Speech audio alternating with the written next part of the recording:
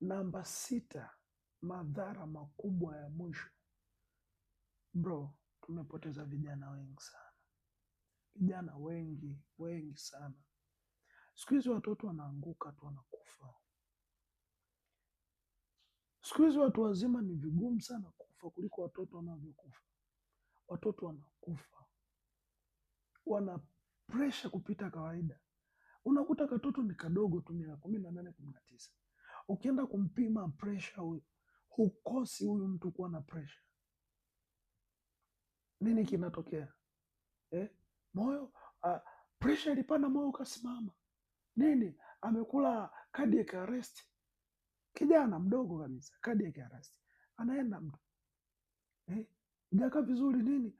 Aliamua aende kujinyonga. Shida ilikuwa ni nini? Kunakuwa na mambo yalikuwa yanamsumbua na hajawahi ongea.